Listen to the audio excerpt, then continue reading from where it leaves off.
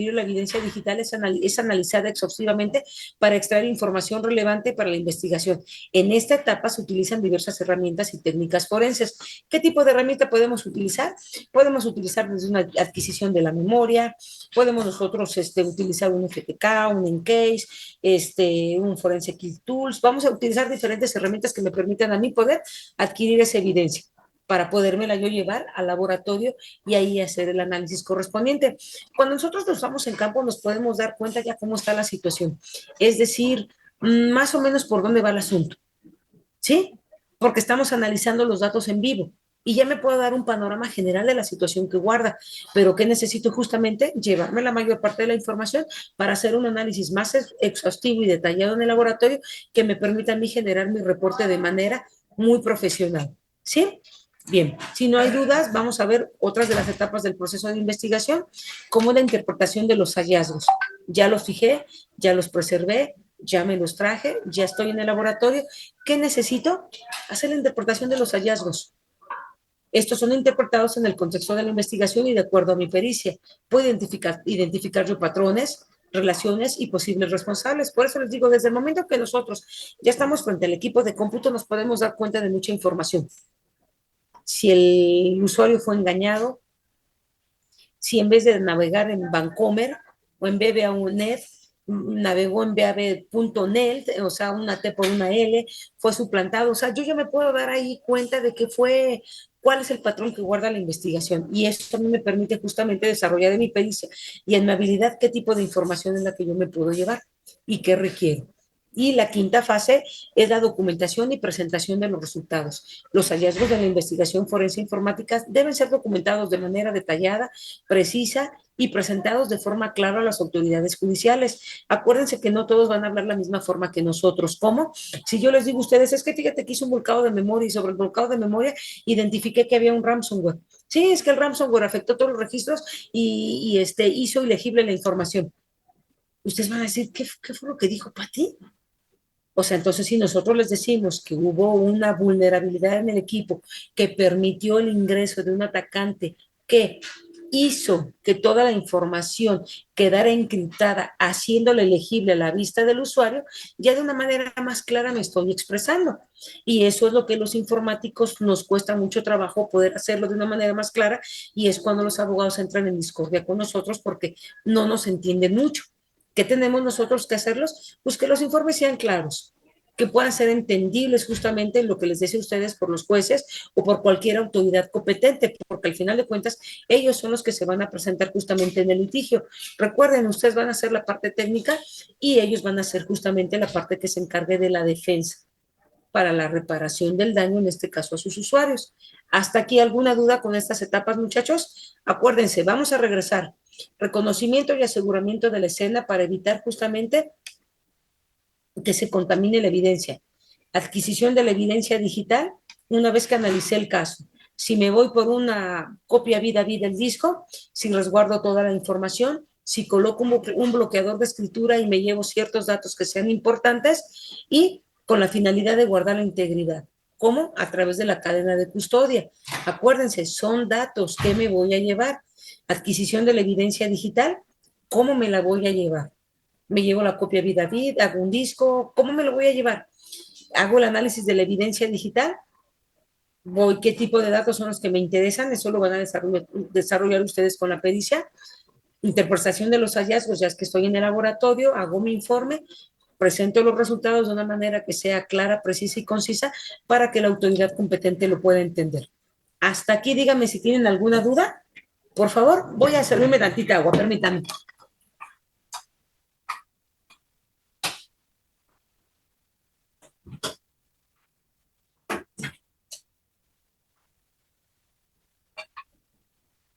A ver, ¿alguna duda? Enrique, Andy, Ángel, por favor, ¿o vamos bien?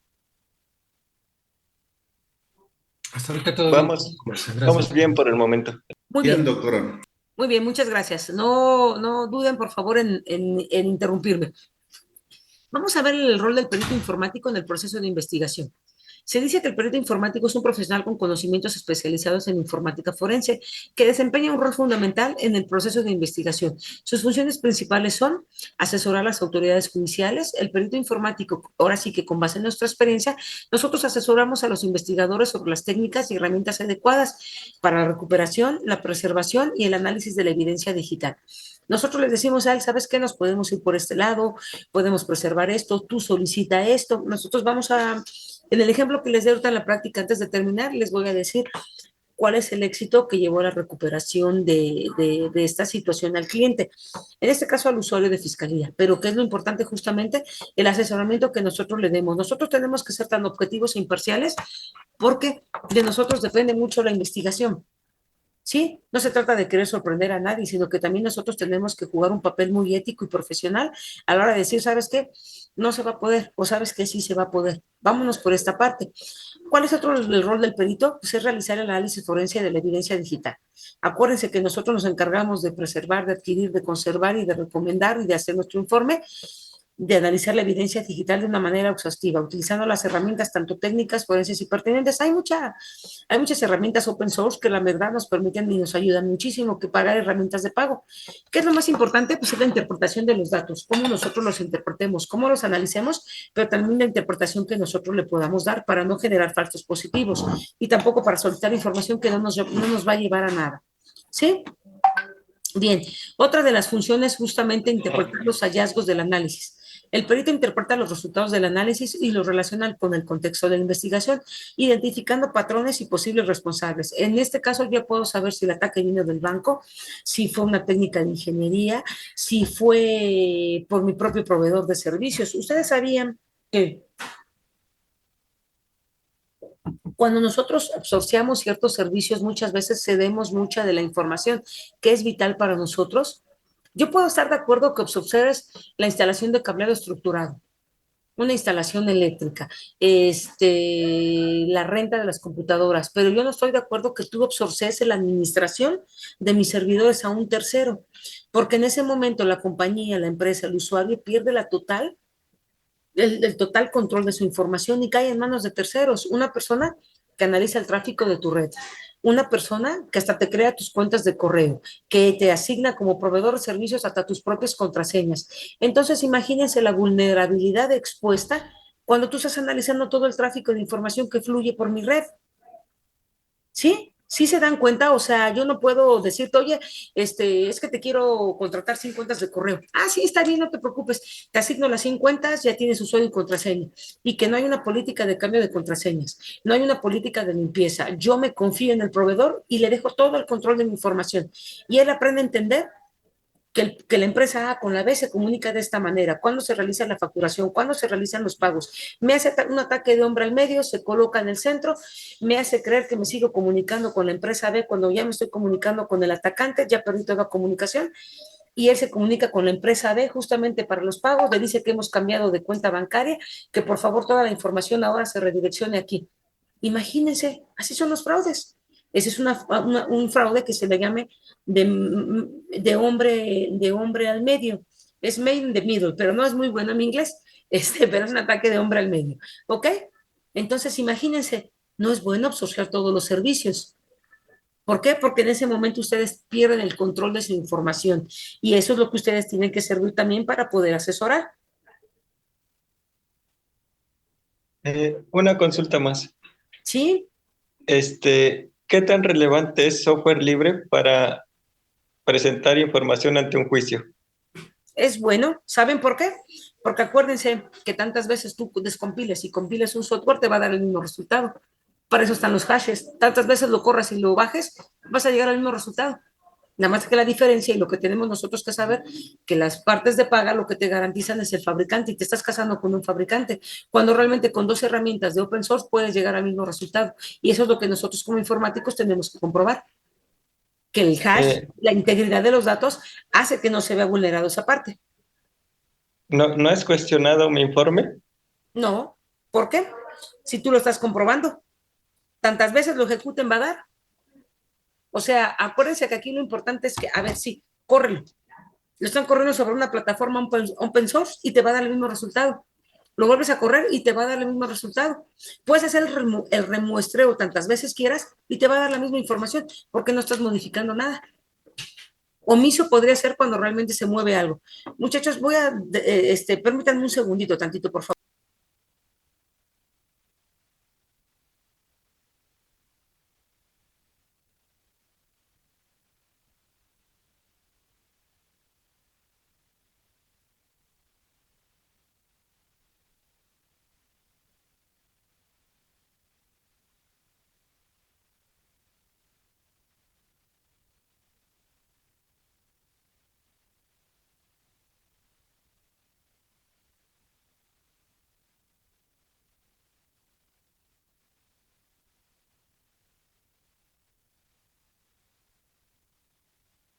Listo, muchachos, perdón, ya estoy. Sí, no importa. En la parte del open source, yo les voy a recuperar su tiempo, ¿eh? Cuando vean pero es que como estoy trabajando, me están mandando a llamar. Así que les pido una disculpa.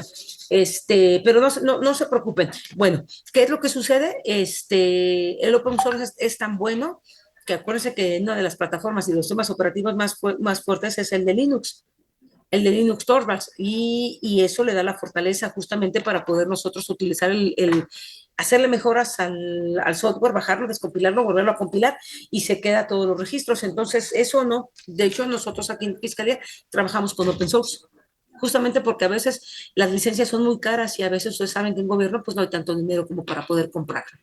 Hasta ahí respondí la duda. Creo que fuiste tú, Andy, quien me preguntó. Sí, muchas gracias. Muy bien. Bueno, pues vamos a ver entonces que otra del rol del perito es la elaboración de informes periciales. El perito elabora informes detallados y precisos que documentan sus hallazgos a través de la metodología utilizada y conclusiones. ¿Qué metodología? Pueden ustedes utilizar cualquier tipo de metodología. Acuérdense que está la metodología de Mosler, que nos dice que es a través de la observación. Está la parte del método científico y sobre todo nuestras conclusiones que nos permiten justamente emitir las recomendaciones para la implementación de controles. ¿Sí? Y la declaración en el tribunal es cuando ustedes ya son contratados justamente como parte de los tribunales, como parte de su defensa, justamente para poder explicar sus hallazgos y responder a las preguntas de las partes involucradas en el proceso judicial. En un tema de un fraude, pues ustedes se van a caer con un perito del banco, ya sea cualquier tipo de institución financiera.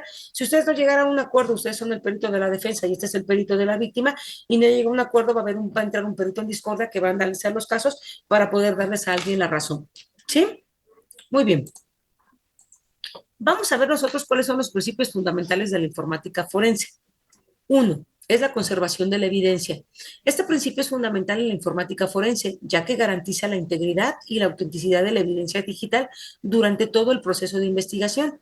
Implica tomar las medidas necesarias para evitar la alteración, la pérdida o destrucción de la evidencia, desde el momento de su descubrimiento hasta su presentación en un tribunal. Yo les haría una pregunta. Yo les haría a ustedes una pregunta, muchachos. Cuando se trabaja con información, tenemos un equipo de cómputo y el equipo cuando yo llego a tratar de preservar, porque es lo que dice, fíjense bien, nosotros tenemos que garantizar la mayor parte de evidencia, conservarla en su ambiente más puro, ¿sí? Ya que esto me va a garantizar la integridad y la autenticidad de la evidencia durante todo el proceso de investigación. Cuando llego a un sitio, muchas veces los equipos ya están apagados, ya los desconectaron o ya se los trajeron a fiscalía. O lo peor, cuando nos llaman ya el equipo ya está formateado, ya sufrió actualizaciones, todo. Yo les preguntaría a ustedes, y se los voy a dar como consejo, lo más importante cuando nosotros tenemos un tema que llegan a su despacho o a su consultoría a platicarlo es que el equipo esté en vivo. Cuando el equipo está en vivo, nosotros podemos hacer una adquisición más grande de datos, la adquisición de la memoria RAM, que es una memoria de acceso aleatorio que está viva, ¿sí? Porque el equipo está prendido. Yo me logué, me autentiqué, tal vez navegué en el banco, generé un proceso, abrí un archivo y toda esa información a través de un volcado de memoria yo la puedo obtener y obtengo más datos. Pero cuando el equipo se apaga, esa memoria se muere porque es de acceso aleatorio. Solamente puedo obtener toda la información que está en la memoria ROM. Entonces, ¿dónde obtendría yo más datos? Pues en la memoria RAM a través de un volcado de memoria. La memoria ROM también me va a dar datos, pero no tantos como me lo ofrecería un volcado de memoria, cuando el equipo está prendido.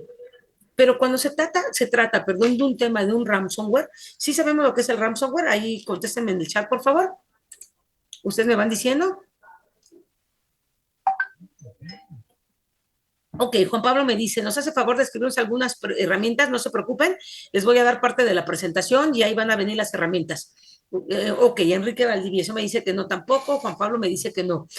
Ángel, ¿tú sabes lo que es un ransomware? Andy, ¿qué me quieran decir? Lo chequé ahorita, me manifiesta que es secuestro de datos. No Muy sé. bien, muy bien.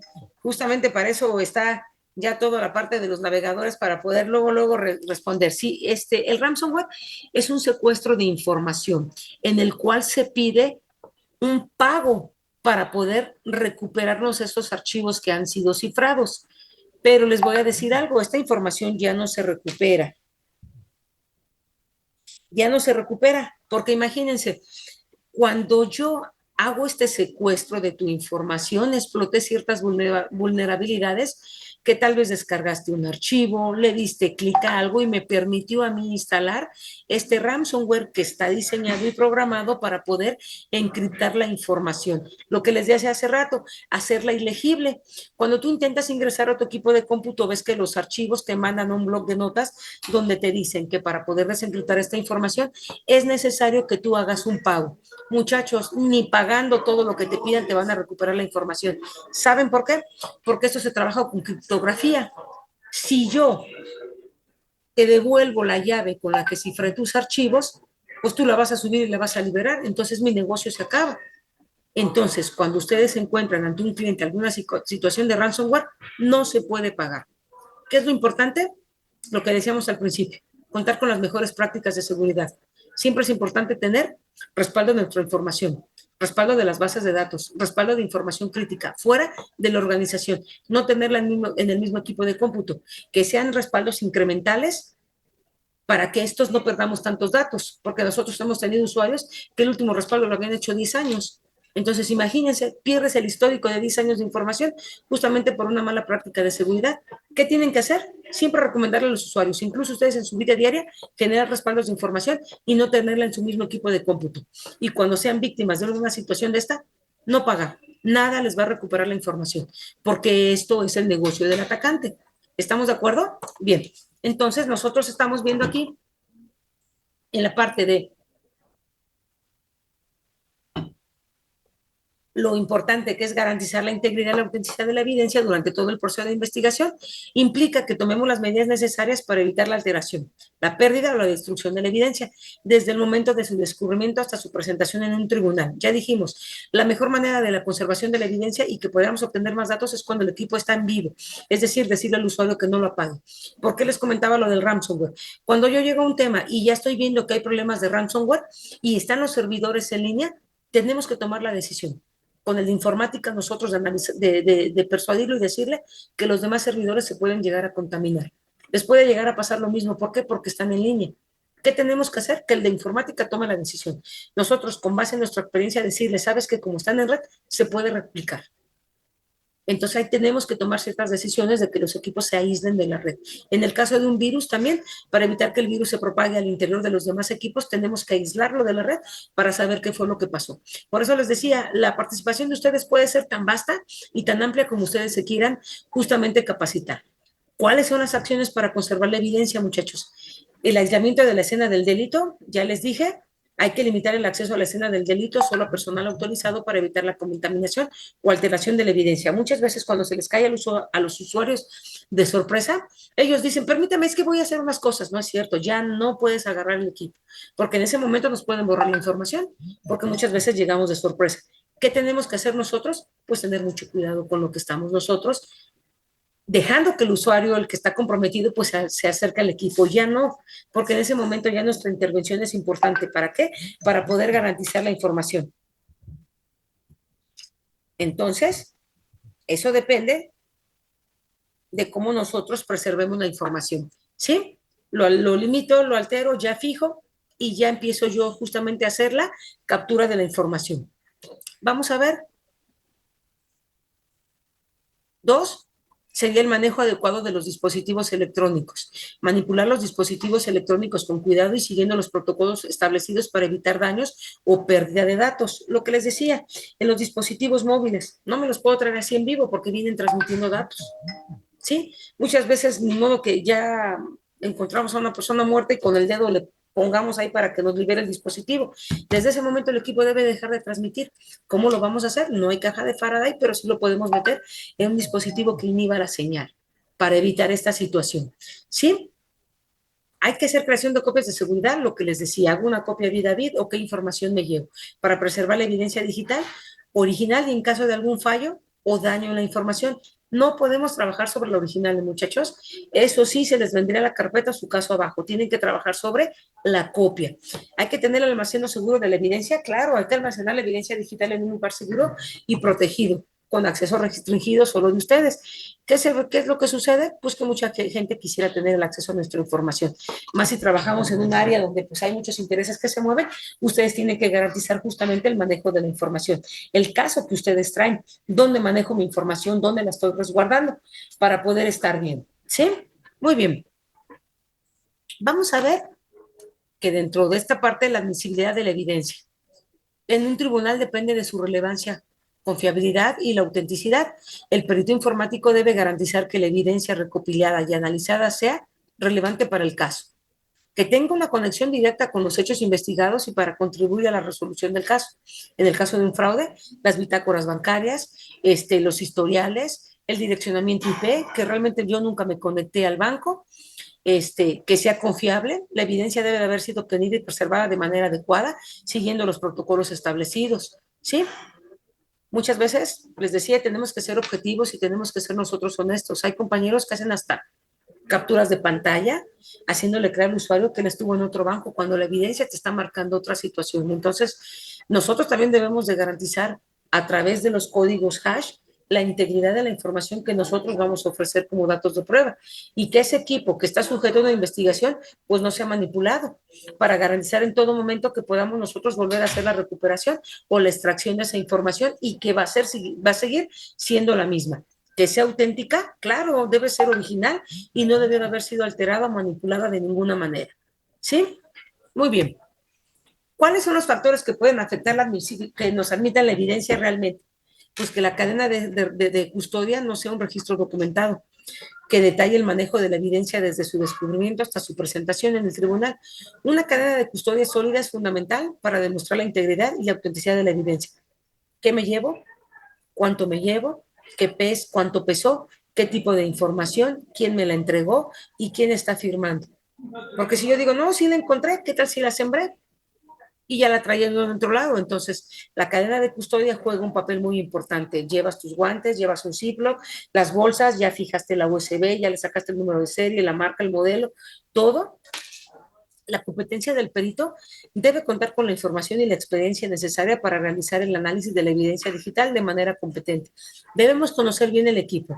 Hace ratito Enrique comentaba algo, pero el que es buen informático y el que es buen perito debe conocer algo muy importante como son todas las tripas del equipo de cómputo, ¿sí? Desde la parte de lo que tiene que ver con el editor de registro, las llaves, las cadenas binarias.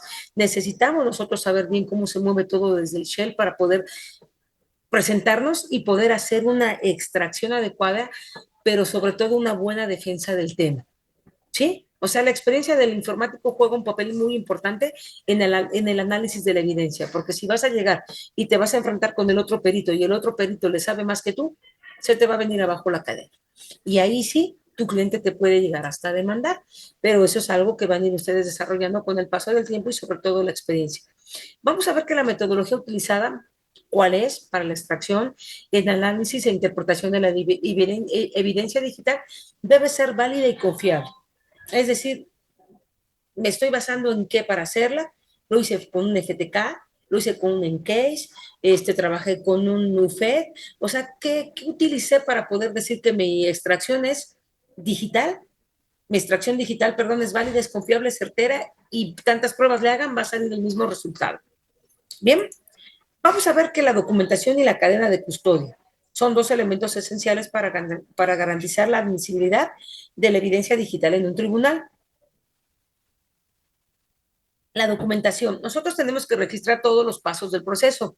Estos se deben de documentar de manera detallada y precisa cada paso, desde el descubrimiento de la evidencia hasta la presentación de los resultados en el tribunal.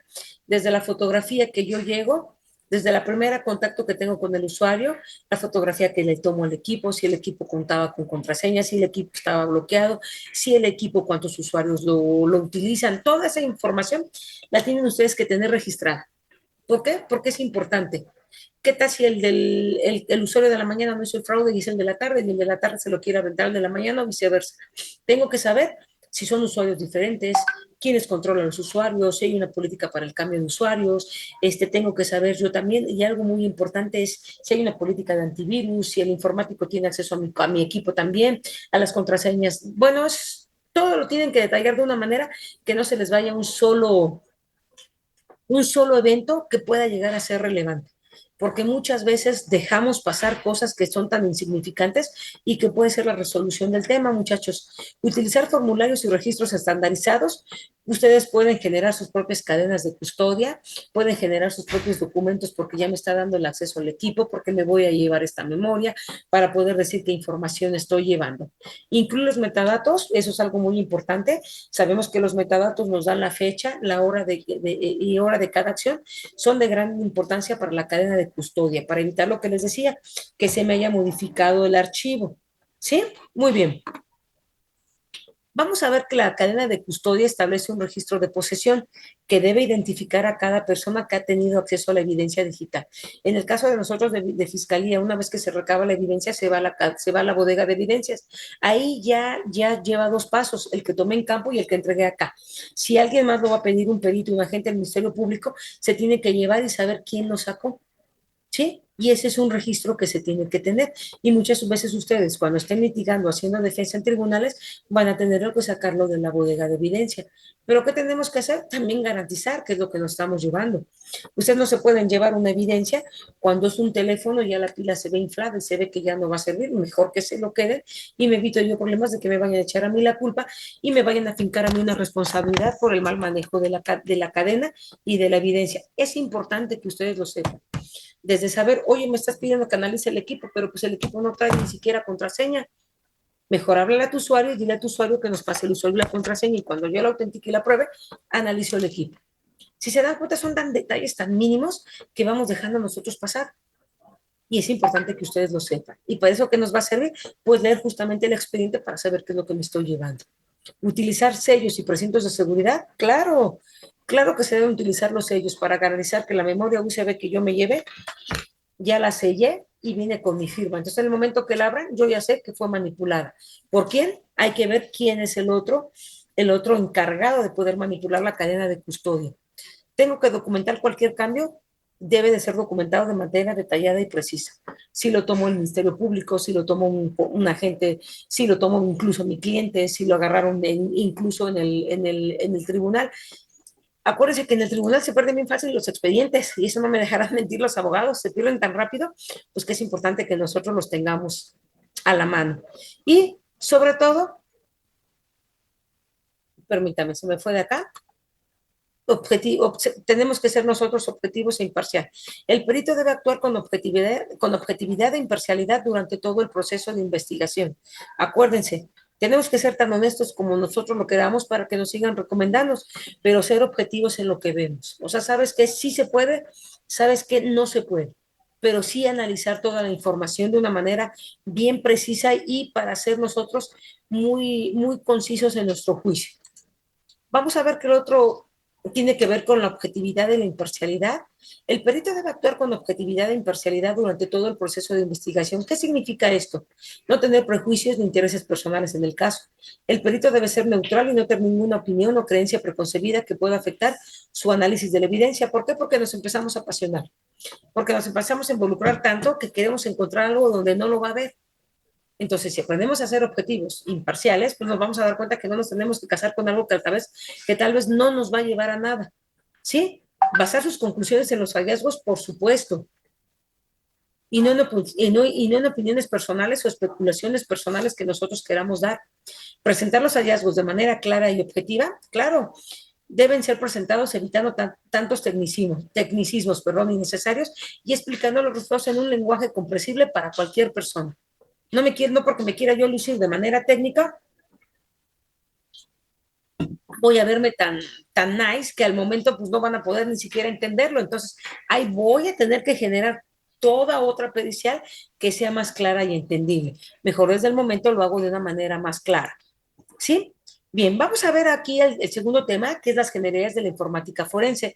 Vamos a ver los conceptos básicos de informática, como son los datos, lo que tiene que ver con la parte de la información, los sistemas de información. Acuérdense que dijimos que los datos son unidades básicas de información, sin procesar o sin organizar, que pueden ser números, letras, símbolos o cualquier otra presentación que capture un hecho o atributo de la realidad.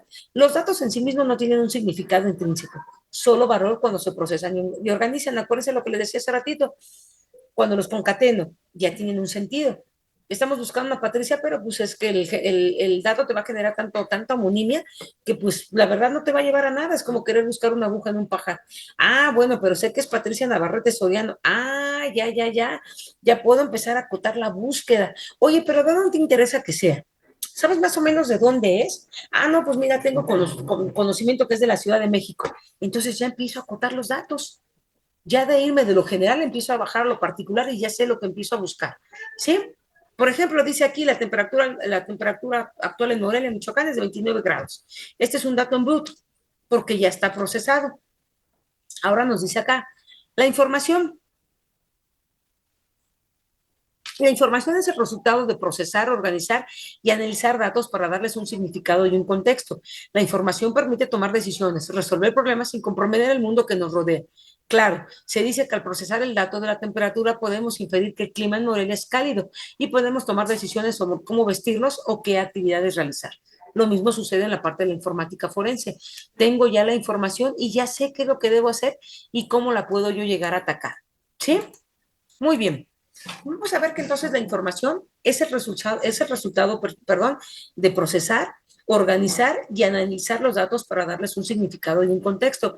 La información nos permite tomar decisiones, resolver problemas y comprender el mundo que nos rodea.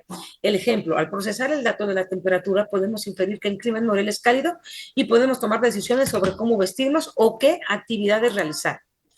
Vamos a ver qué es un sistema de información. Un sistema de información es un conjunto de componentes interrelacionados entre sí, que nos permiten recopilar, almacenar, procesar y distribuyen y presentan información para apoyar la toma de decisiones y el logro de objetivos específicos. Se dice que los sistemas de información pueden ser manuales o automatizados y pueden abarcar desde simples listas de tareas hasta complejos sistemas empresariales. Eso es lo que nosotros hemos visto. Ya básicamente, y dado desde la pandemia que nos obligó al confinamiento a muchos de nosotros con la finalidad de poder resguardar nuestra integridad derivado a la situación que precedía, si ustedes se dan cuenta, cambiaron mucho de los modelos de negocios y ahorita el boom pues es que todo está en línea. Entonces los sistemas de información ahorita realmente se han vuelto tanto complejos, pero muy vulnerables. ¿Por qué? Porque muchas veces generamos un ambiente web sin las medidas de seguridad adecuadas para poder preservar y de ahí viene justamente la explotación de todas esas vulnerabilidades. Un ejemplo, se dice que un sistema de información de gestión de clientes recopila datos sobre clientes, como información de contacto, historial de compras y preferencias, para que una empresa pueda brindar un mejor servicio al cliente y aumentar con esto las ventas. Acuérdense lo que les decía, nosotros pagamos con algo muy importante y son con nuestros datos de toda la información que nosotros de manera indiscriminada vamos dejando en la red. ¿Cuál ha sido la evolución histórica de la informática? La informática ha evolucionado a lo largo de la historia, desde las primeras herramientas de cálculo hasta las computadoras modernas y la era digital actual.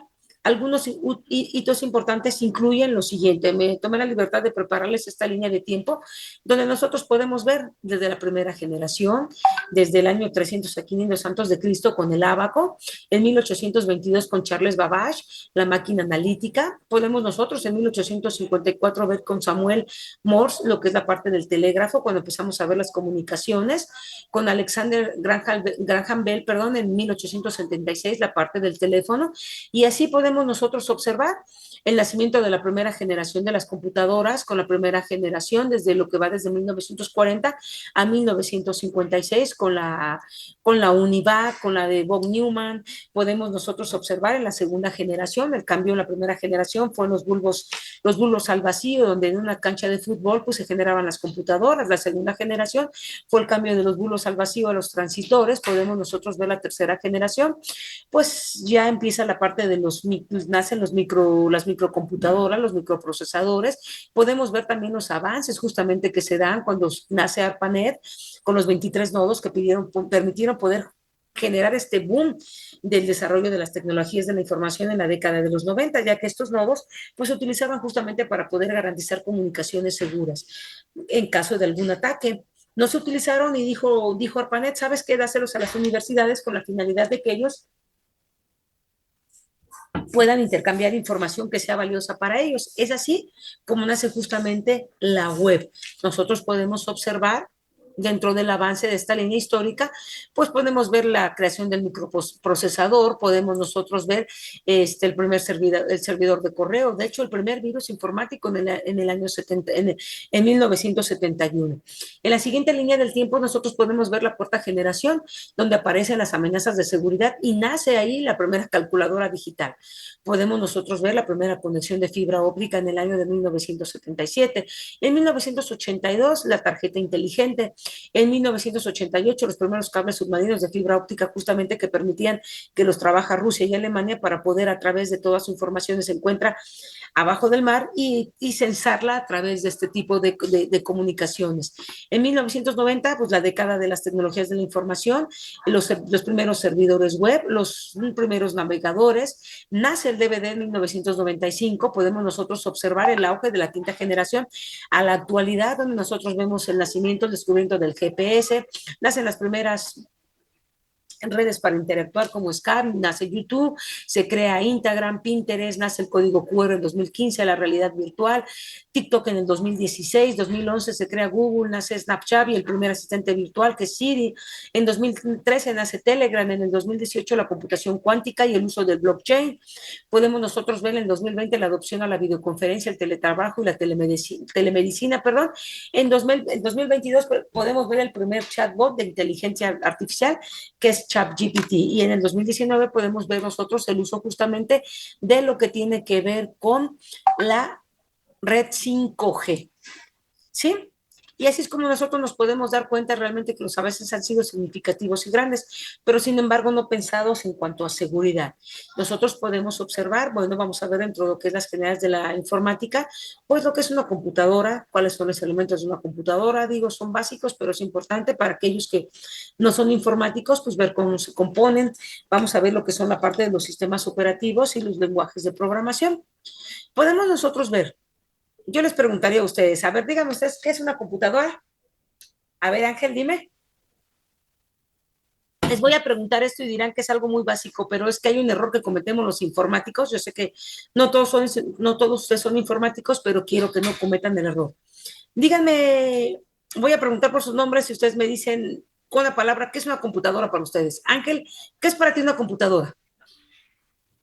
Bueno, para mí la computadora pues, es un conjunto realmente en la cual interviene precisamente lo que es todo lo físico, el hardware y todo lo que es un sistema o un programa que es el software, así Muy como bien, periféricos de entrada y salida para usar datos y poder extraerlos de forma sencilla y rápida.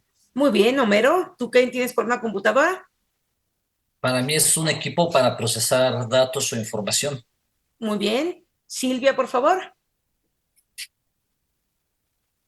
Para mí la computadora es un equipo, es un instrumento electrónico en donde podemos almacenar, procesar, incluso hasta comparar datos. Muy bien. Enrique, ¿qué me dices? ¿Qué es una computadora?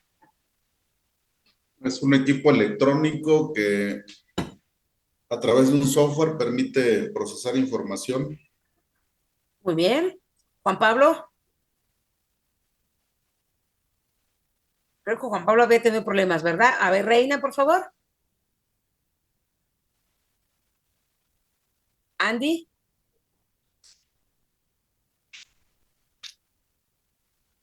Heréndira. Bien, las definiciones que me dieron son correctas. ¿Por qué se los pregunto? Porque muchas veces la gente dice es que ya traje el CPU. Ya traje el CPU para analizar. Ah, caray, yo les digo, ¿y de veras? ¿Y cómo se lo trajo? ¿Lo traen caliente? La palabra correcta no es CPU. O sea, el CPU es una parte de la unidad central de procesamiento que se encuentra dentro y es así de pequeña como un chip.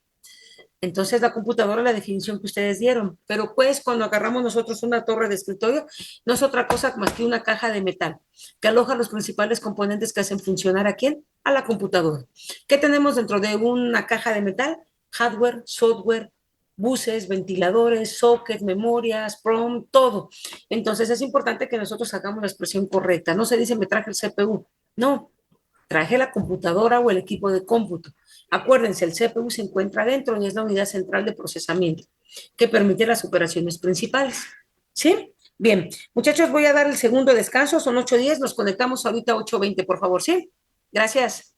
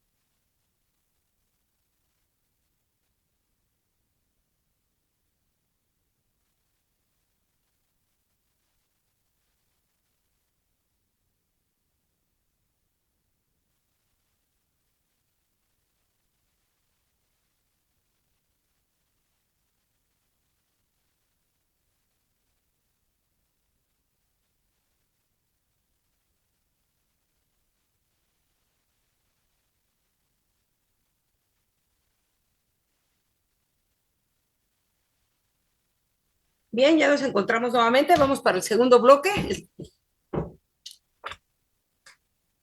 Bien, vamos a empezar entonces. Ya dijimos, bueno, ya les hice la precisión. Lo importante es de no cometer el error.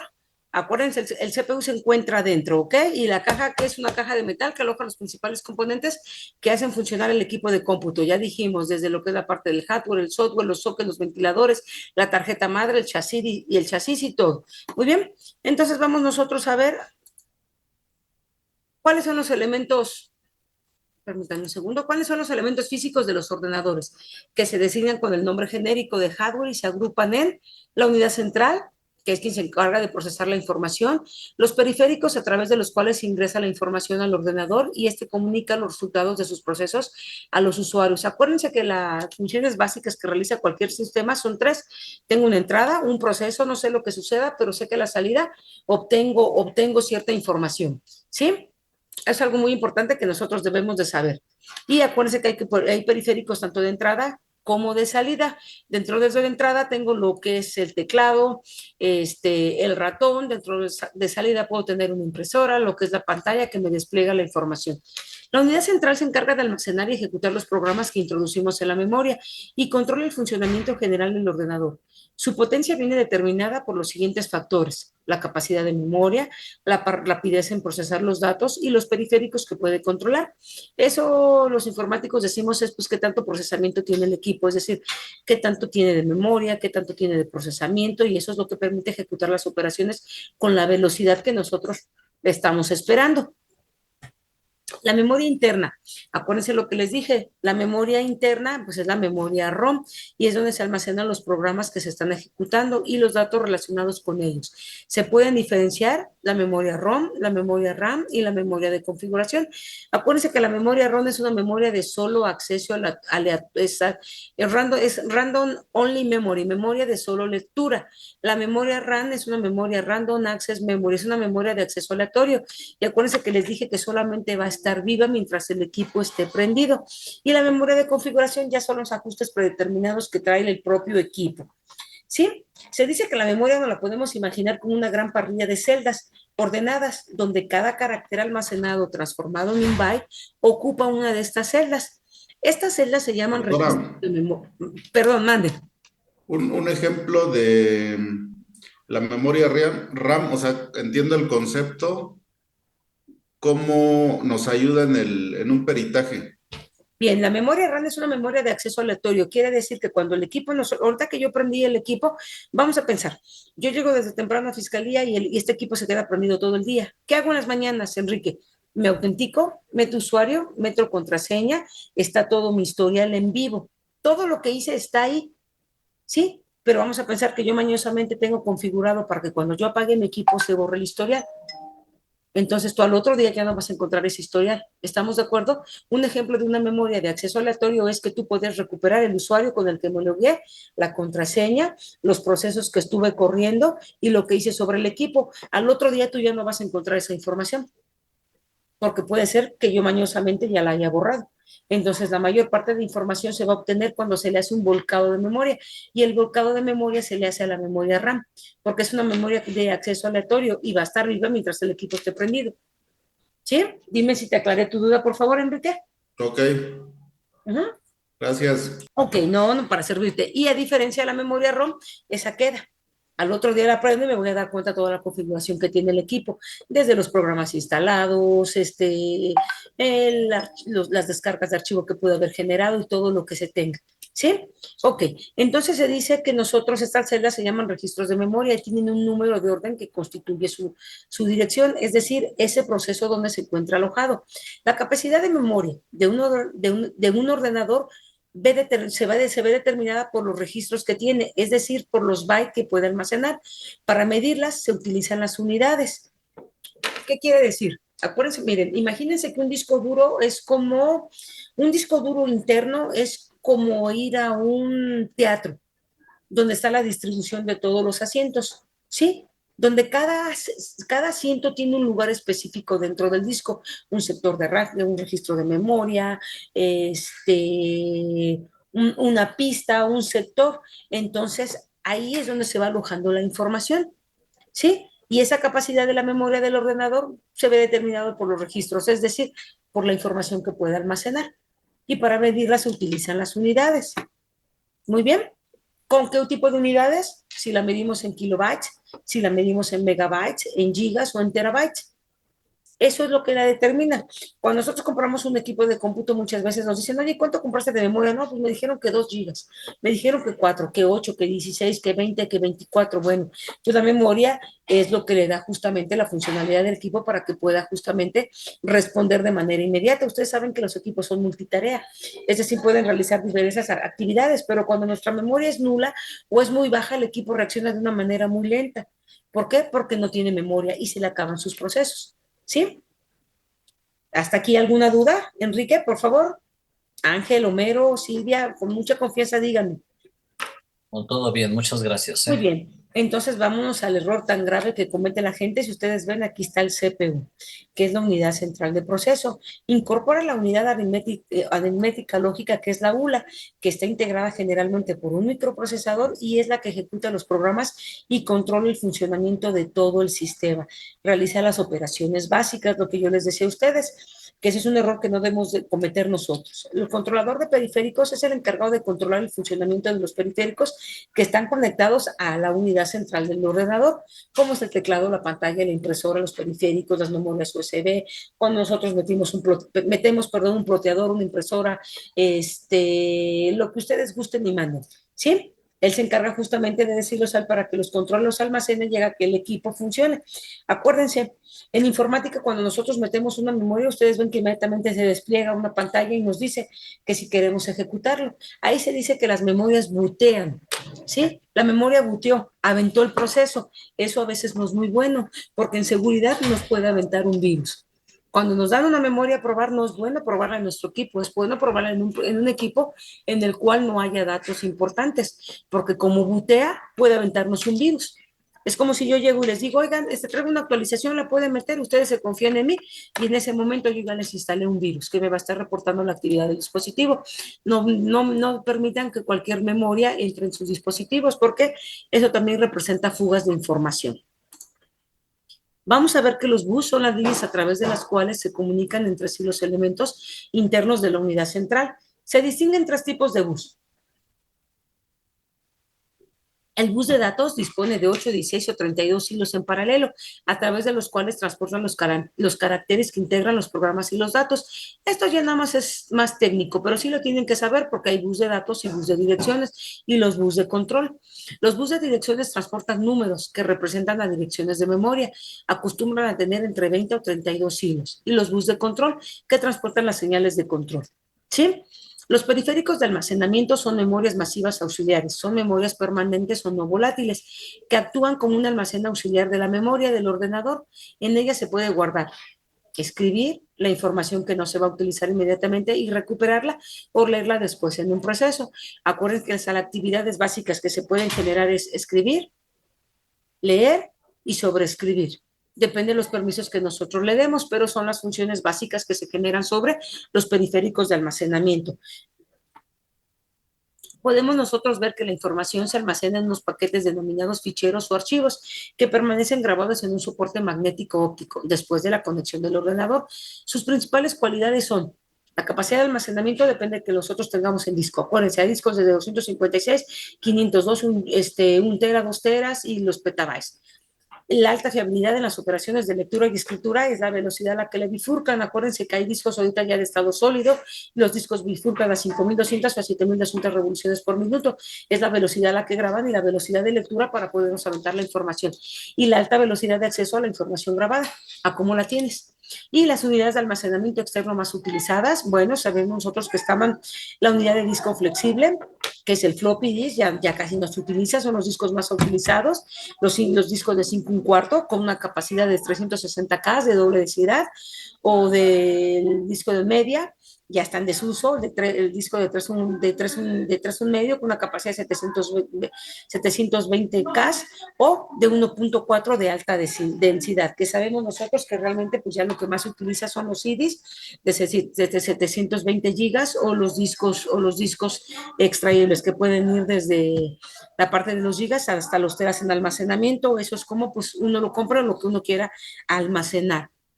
Nosotros podemos ver las unidades de fijo de disco duro, que es el hard disk, son las unidades dispositivas de lectura y escritura de información que operan con unos discos magnéticos rígidos situados en su interior, pues que están dentro del chasis montado, o sea, una caja asegurada con unos tornillos justamente para evitar que se muevan y que en el movimiento de una computadora pues se pueda llegar a dañar la información. Tenemos las unidades de CD-ROM o de DVD, el CD-ROM ya lo dijimos con 720 de almacenamiento o las unidades de DVD con 4.7 gigas de almacenamiento. Ya las computadoras modernas ya no las traen, ya hay que comprar normalmente las unidades de lectura justamente cuando tenemos todas investigaciones ya muy viejas o muy antiguas. Las unidades de cinta magnéticas, que son unidades de lectura y escritura de información, a diferencia de las unidades de disco, estas tienen un acceso secuencial a la información, de manera que son mucho más lentas. Acuérdense de lo que les decía, los respaldos en este tipo de cinta se pueden hacer de manera incremental. ¿Qué quiere hacer de manera incremental? Pues que la cinta ya ocupa un espacio, va a ocupar otra, va a ocupar otra, va a ocupar otra, pero se hace de manera secuencial. El riesgo que se corre en esta, que cuando los respaldos no se prueban, puede ser que ni siquiera se grabó la información. Acuérdense, los respaldos hay que probarlos. Hay que saber que si yo acabo de respaldar una base de datos que pesa 2.4 gigas, tengo que darme cuenta que ese respaldo incremental pesa eso y que incrementó el almacenamiento secuencial ya existente, porque del otro ustedes se pueden llegar a confiar y la máquina no hacer el almacenamiento. La información que se almacena en unos paquetes denominados ficheros, vamos a ver ahora la parte, con esto vimos la parte de lo que es el hardware, vamos a ver lo que es el software. Podemos distinguir varios tipos de programas. Los lenguajes de programación se clasifican en lenguajes de nivel máquina. Ustedes saben que las computadoras trabajan con ceros y unos, por eso se les dice que trabajan en un lenguaje binario. Cero, la ventana o el flag o la bandera está apagada y uno quiere decir que la bandera o el flag está prendido. Cero apagado, uno encendido. Resulta muy lento y complicado programar con ellos, pues así se empezaron a trabajar con las primeras computadoras. Por eso las operaciones eran tan básicas como la suma y la resta. Luego vimos los lenguajes de nivel máquina, los lenguajes ensambladores, más fáciles que los anteriores, ya que usan códigos mnemotécnicos. Luego empezamos a ver nosotros la evolución a través de los lenguajes de alto nivel, que son lenguajes próximos a nuestro lenguaje habitual. Facilitan la programación y son lenguajes de alto nivel más utilizados, como podemos ver el Fortran, que nació en 1954, lo que es COBOL, muy utilizado en el mundo empresarial en 1959, especialmente para realizar trabajos específicos. Luego vimos el Visual Basic, que es más difundido entre los microordenadores. Si ustedes observan, hay empresas que todavía tienen la parte del Basic y eso les genera muchas vulnerabilidades porque no se han decidido a migrar justamente porque sus servidores son muy viejos o ya muy obsoletos, como los bancos manejan todavía servidores ASA 400 de IBM que son sumamente muy viejos y esto les genera muchísimos problemas y vulnerabilidades de seguridad. El lenguaje Pascal, que es un lenguaje de programación estructurado de uso general. Resultan especialmente potentes y manejables las versiones del Turbo Pascal o el Borland. Luego tenemos Logo, luego tenemos el lenguaje C, que hay C++, C++, parecido al Pascal, pero que actúa con un ambiente más orientado a objetos. Podemos ver ahí Prolog, que es a diferencia de los anteriores, son lenguajes procedimentales. Pertenece al grupo de los lenguajes declarativos. Se utiliza mucho en el campo de la inteligencia artificial por la parte del machine learning. Podemos nosotros ver que dentro de la parte del software, el hardware y el humanware, podemos ver los elementos fundamentales. Acuérdense que el hardware es aquella parte tangible, aquella parte que toco, que veo y que siento, ¿sí? Y nos podemos dar nosotros que podemos ver la parte de la entrada. Podemos ver dentro de la entrada, dijimos, es todo aquello que podemos ingresar nosotros datos, como es el mouse, la cámara, el teclado, el escáner, salida, los dispositivos de salida. Acuérdense, las tres operaciones básicas es entrada, proceso y salida. Sé que meto datos, sé que pasa algo, no sé qué pase, pero sé que obtengo un proceso. Y en la salida que obtengo, pues la parte del desplazamiento de la pantalla, lo que ustedes están viendo ahorita, la bocina, un ruido, la parte de la impresora, escanear. La parte del procesamiento tenemos desde lo que es la tarjeta madre, el microprocesador, las tarjetas de video, perdón, y la memoria RAM. Dentro del almacenamiento, ya lo hemos visto anteriormente, pero lo vamos a reafirmar. Vemos nosotros los discos, los DVD, los CD, los discos duros, los disquetes. Y dentro de los mixos una combinación entre las tarjetas de red y los modem. Podemos nosotros ver entre la parte del software, que es la parte intangible, aquello que no conozco, pero que se utiliza. Nosotros nunca hemos visto caminar un del número 5 por aquí, sabemos que son conceptos abstractos, ¿sí? Podemos nosotros ver el software libre, que tenemos el OpenOffice, Linux, Apache, Debian, el software comercial, como es Microsoft, Windows, TeamViewer, AutoCAD, CorelDRAW, las licencias de software, Adobe Reader, Office, aplicación de sistema como es Mozilla, Fireball, videojuegos, reproductores, y dentro de programación, pues los compiladores, los editores, los multimedias, Java, C++, Visual Basic, VisualNet, PHP, MySQL como manejador de base de datos, bla, bla, bla, bla, ¿no? Y nosotros podemos observar aquí la parte del humanware, que se refiere a la interacción que se hace entre las computadoras y los sistemas, es decir, la interacción que hacemos los propios usuarios entre lo que es el software y la parte del hardware. Se dice que los usuarios son las personas que utilizan las computadoras para realizar tareas o acceder a información o comunicarse con otros. Los desarrolladores de software son las personas que diseñan, crean y mantienen el software. Los administradores de sistemas son las personas que instalan, configuran y mantienen los sistemas informáticos. Y los técnicos de soporte son las personas que brindan atención técnica a los usuarios con fallas, ¿no? Ya se me tronó el conector, el RJ no sirve, el RJ no fallas, no me llega la conexión y así. Bien. Hasta aquí en la parte del hardware, el software y el humanware. ¿Tienen alguna duda que quisieran resolver? ¿Algo que no les quede claro? Por favor, díganmelo. Con su manita, si quieren abren su micrófono, me dicen no, y así sé que puedo continuar. Por favor, muchachos.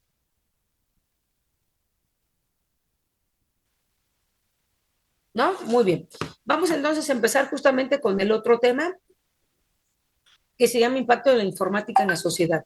La informática ha tenido un impacto profundo en todos los aspectos de la sociedad moderna, desde la forma en que trabajamos y nos comunicamos hasta la forma en que aprendemos y nos entretenemos. Algunos de los impactos más importantes son el aumento de la productividad.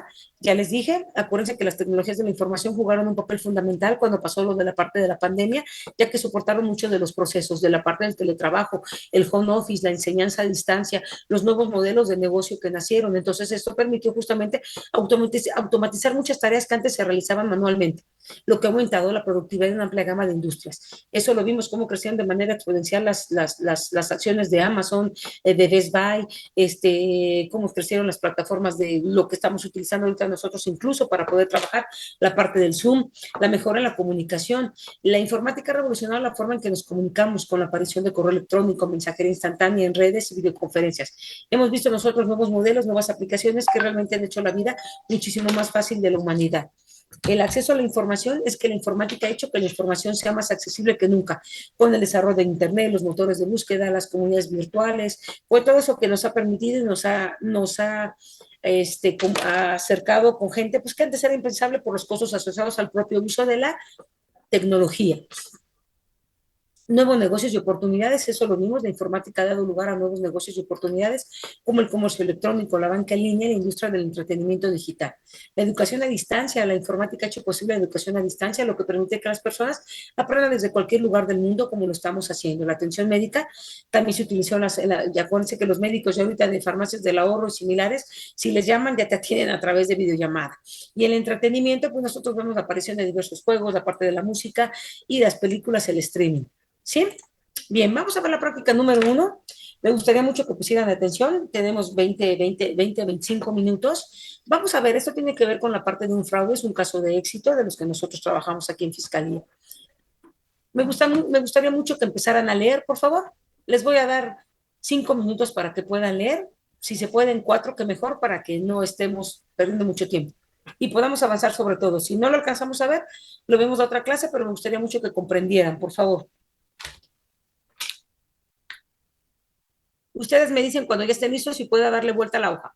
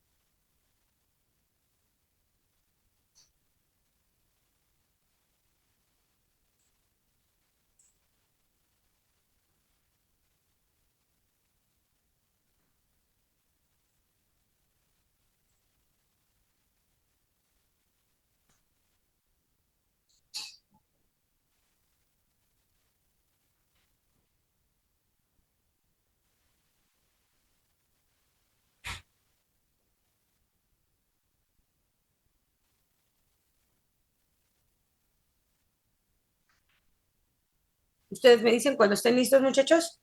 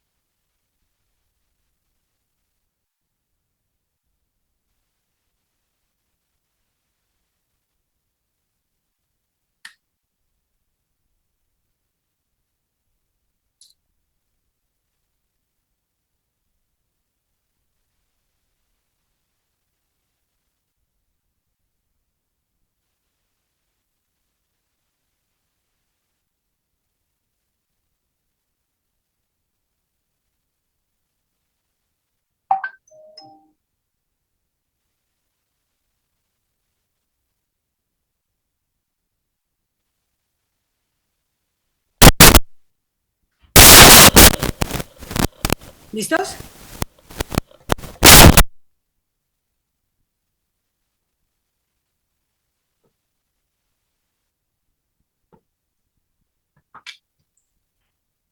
Listo, leído. Muy bien. ¿Qué observan? ¿Quién me quiere platicar? Homero, ¿qué observas? A ver, dame tu punto de vista. Este es tu primer caso. Vamos a pensar que este es el primer caso de cada uno de ustedes. ¿Qué postura toman? ¿Qué hay? ¿Qué observan a simple vista? ¿Qué vemos?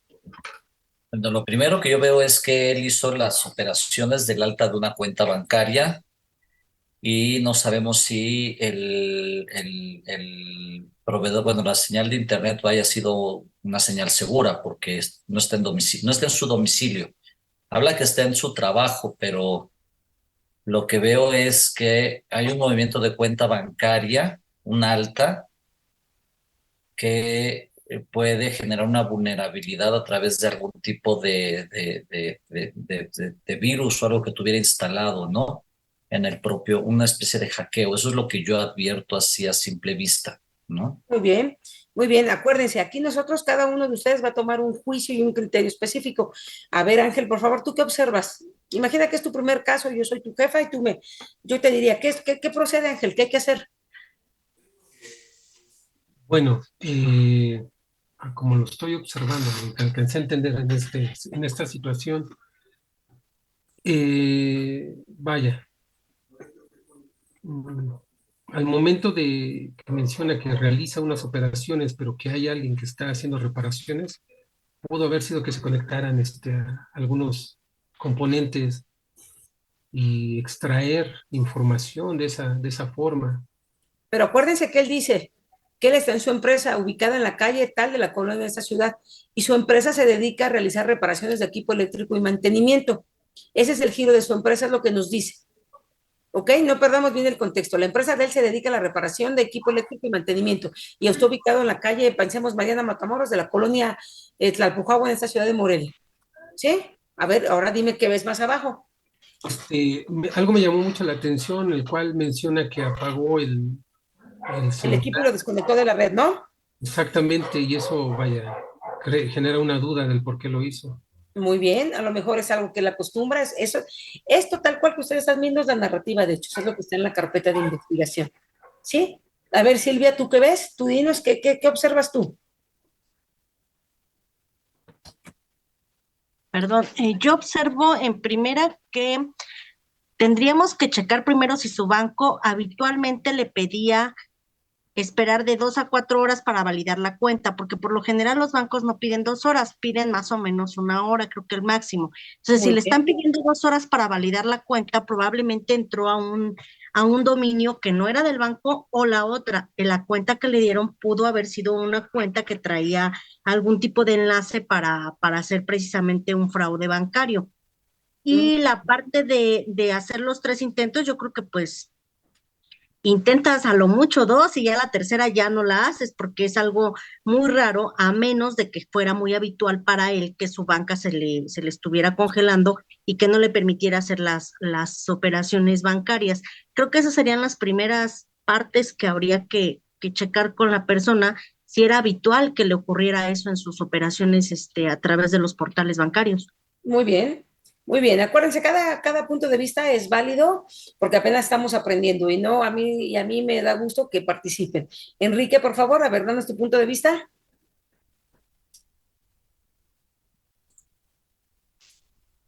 Bueno, hasta aquí no se sabe en realidad qué pasó, apenas se está levantando la queja. Habría que, me tocó, iba a hacer un peritaje que ya había resuelto un perito parecido a esto de esta cuenta y decía que, bueno, el dictamen fue que el usuario ingresó sus credenciales y generó la alta de otra cuenta y hizo el depósito. Y el perito fue al banco, tomó fotos de toda la evidencia que había. Aquí apenas está en levantando la queja. Ahora hay que ver en realidad qué fue lo que pasó. Ok, muy bien. Reina, ¿qué opinas? Bueno, yo pienso que igual de alguna manera él fue el que manipuló datos y de alguna manera al salirse precisamente del sistema, lo que usted nos explica, pues no dejó ningún antecedente, ¿no? De lo que había ocurrido para poder generar ese tipo de datos y tener una prueba al respecto. Así es, muy bien. A ver, Erenida, ¿tú qué opinas?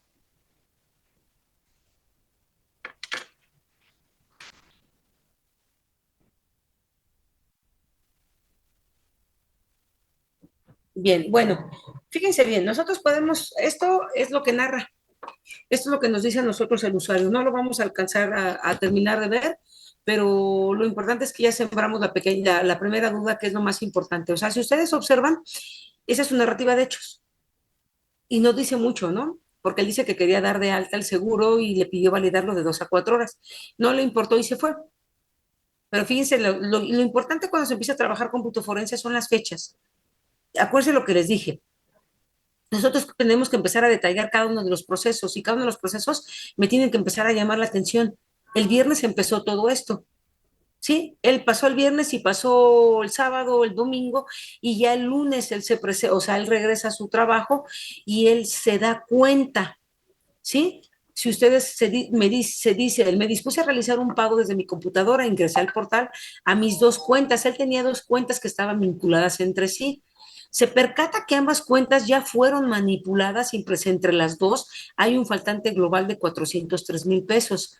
Dice, de mi cuenta bancaria 51, se realizó una transferencia por la cantidad de 39,000 a mi cuenta con terminación 26, ¿sí? Y en total suma la cantidad de 403,000. Dice, dichos movimientos no los reconozco. Una, él no hizo movimientos entre sus cuentas. Dos, la cuenta con mayor concentración de montos se queda con un cargo ya total de 403,000. ¿Sí? Dice, el gerente al checar cómo estaban mis cuentas, no solo me comenta que diera hasta el día de miércoles, o sea, el tiempo para que se comunicaran conmigo y se dieran cuenta cuál había sido la queja. Pero ¿cuál es lo importante? Que él ya había metido la queja de movimientos bancarios no reconocidos a la Conducef. En la circular bancaria número 1 que les dice que cuando yo meto la queja, el banco está obligado en un término de menos de 48 horas a regresarme mi dinero, algo que no se hace. Pero la circular lo dice que el banco está obligado y después el banco está obligado a ofrecer la carga de prueba para ver si realmente yo lo que estoy diciéndole es verdad y necesito que a mi bien y a mi beneficio, al ser el poseedor él de mis fondos, me devuelva ese dinero. Pero de momento el banco tiene que devolverlo. Así lo marca la regla del SPEI, cosa que no hizo. Entonces dice que el gerente hizo una anotación en mi folio, ¿no? Me pide que no fuera ante la Conducef. que esperara una respuesta de ellos como banco, motivo por el cual decidí presentar la querella correspondiente, la lista de personas involucradas en el expediente, y él dice más o menos, ¿sí? Ahora lean ahí lo que dice, por favor.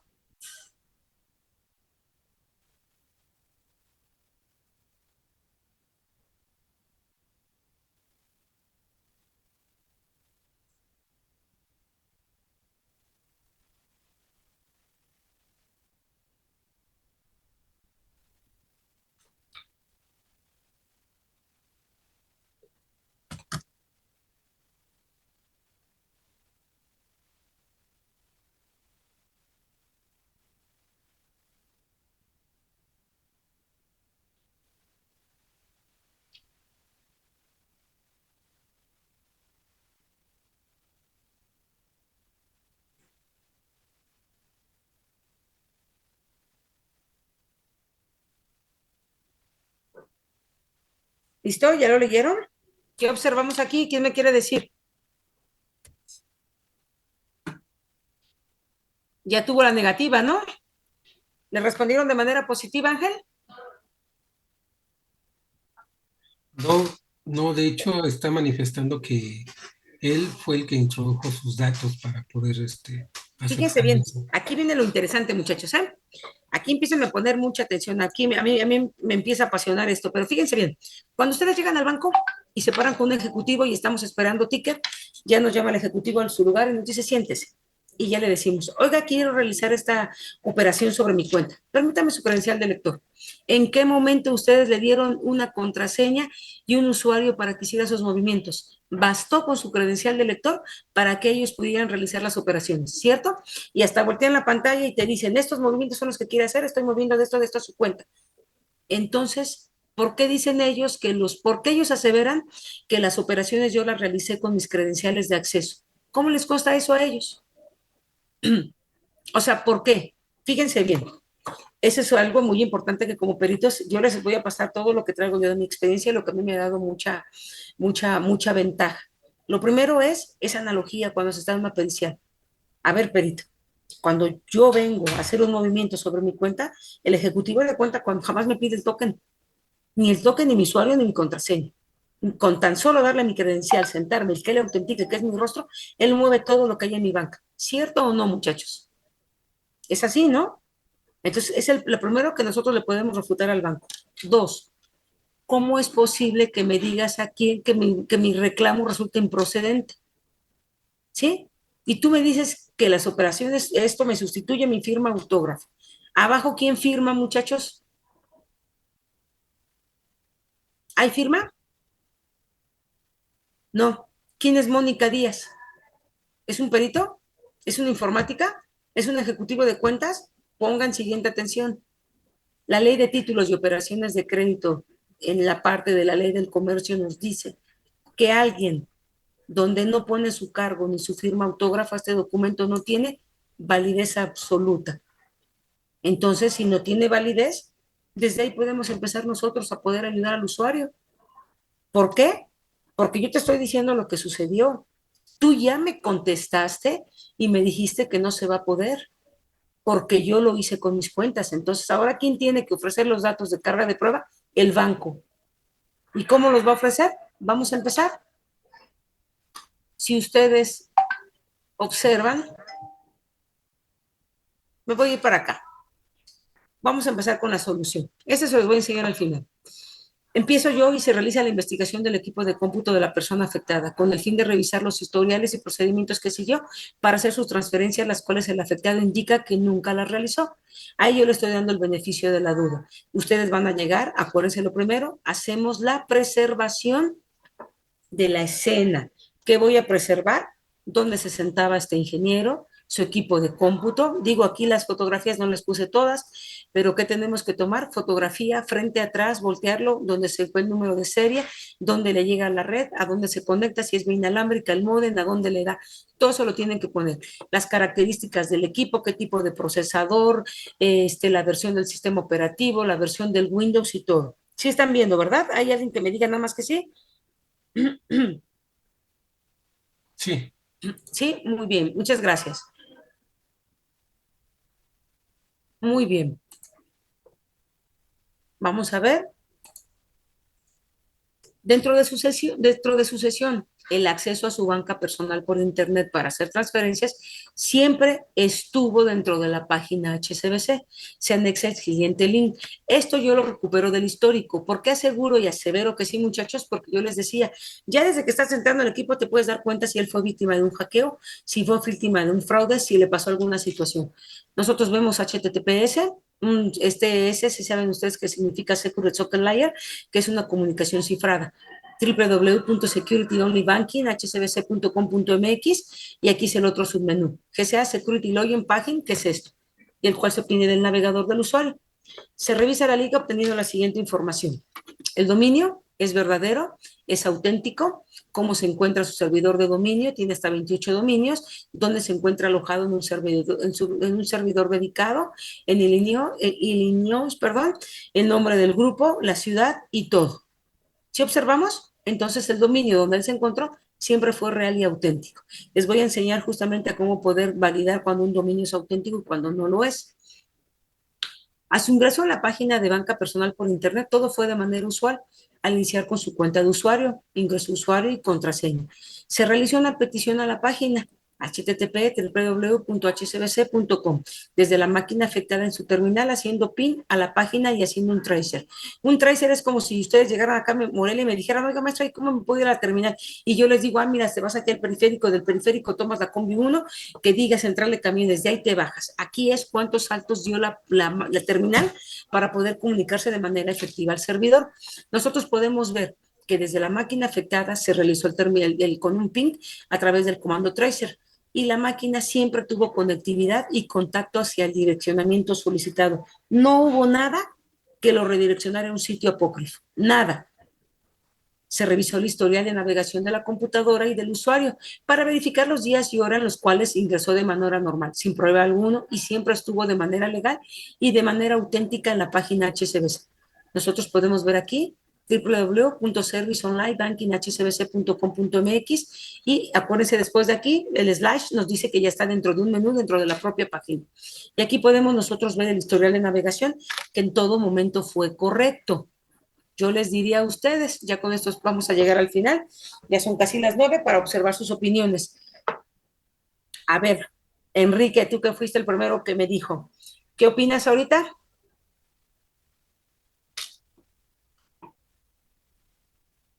¿Qué opinamos, Enrique? ¿El fraude sí viene del interior del banco o de dónde? Dime, de lo que tú estás viendo ahorita, ¿qué opinas? ¿Qué crees? ¿Sí está dado así o qué pudo haber pasado? Bueno, pero yo ahí le preguntaría, ¿y si lo hizo desde su teléfono? Yo, por ejemplo, No, porque ya les mostré dentro que estamos en el equipo de cómputo. Yo lo pero que quiero revisar es el equipo, porque ahí donde voy a autenticar. Pero a ver, cuestióname. ¿Sí está bien? si yo le demuestro en la banca, en mi página en mi sistema del bancario, las operaciones que él realizó, que sí él, es un decir, ¿no? Que Claro. sí él transfirió el dinero y usó sus credenciales. Ahí, tú como perito, tú tienes que ofrecer las cargas de prueba. Y vamos a pensar que tú eres el perito del banco y yo soy el perito del ingeniero. Yo lo que te estoy demostrando, que la fecha de navegación, todo el tiempo él estuvo ahí dentro.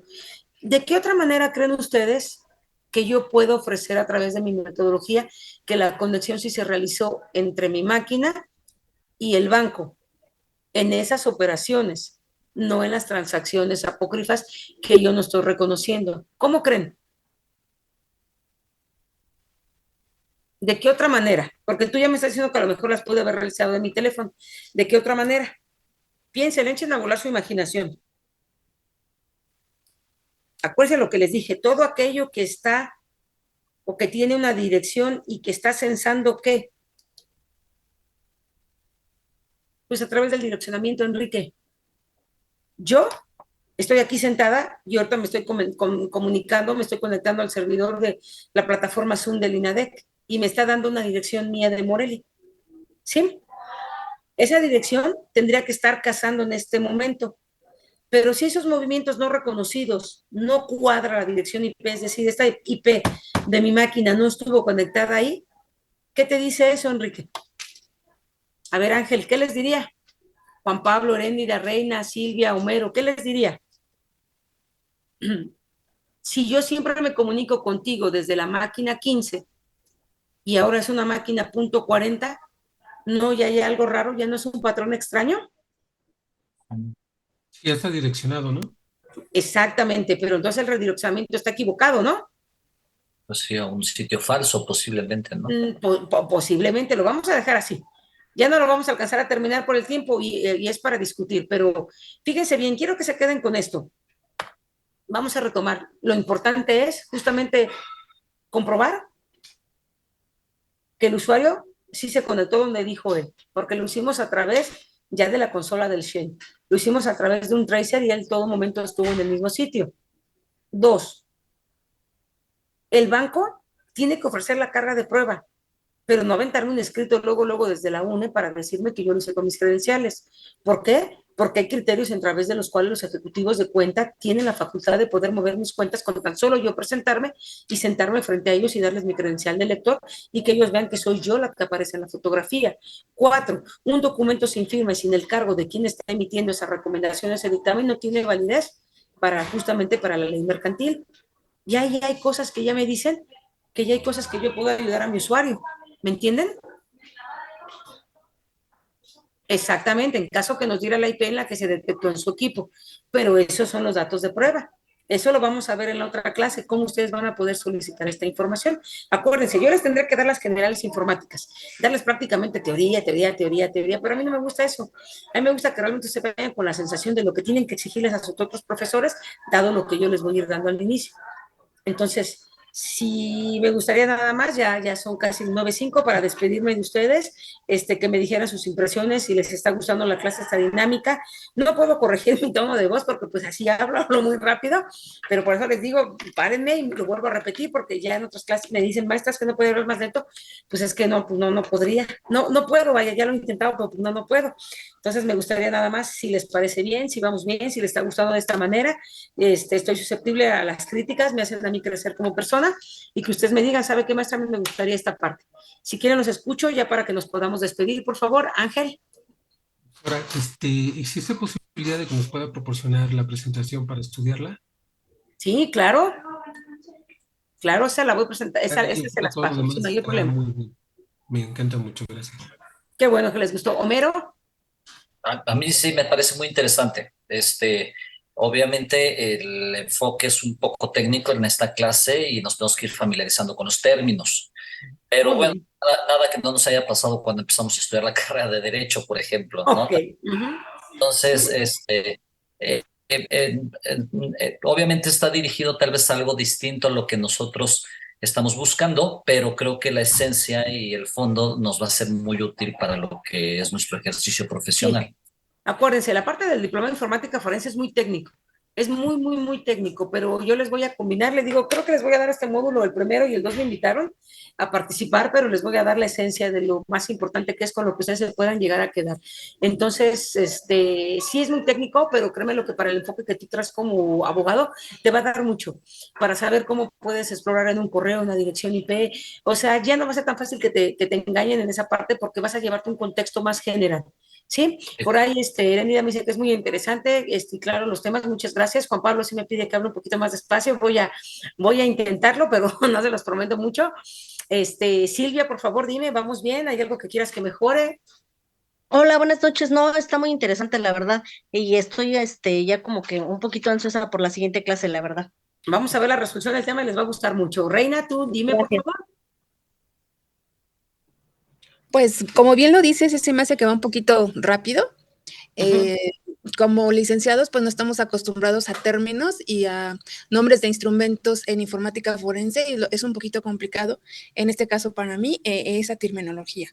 Bueno, muy bien. Pero es interesante, suena interesante porque como bien usted lo dice, son herramientas que nosotros podemos utilizar para que no nos pillen tampoco en esta materia. No te preocupes, Reina. Y nada más, cuando tengas duda de alguna palabra, nada más levanta tu manita o abre tu micrófono y dime, doctora, no entiendo este término y lo trabajamos, ¿les parece? Tengan la Gracias. confianza. A lo mejor el tiempo no nos va a alcanzar mucho para abarcar, pero créanme lo que en este módulo, en este primer módulo, o sea, en estas 3 semanas que nos vamos a ver, si me permiten avanzar a mi ritmo que llevo, van a aprender más que si revisan su temario, a que si les dé puros conceptos técnicos. Lo importante es a mí que empiecen a combinar, que yo les pueda dar mi experiencia, que ustedes combinen lo que traen, el campo en el que ven y ustedes ya lo pueden desarrollar. Bueno, muchachos, pues no me queda más que agradecerles. En este momento, ya van a dar las 9:10. Agradezco mucho, nos vemos el próximo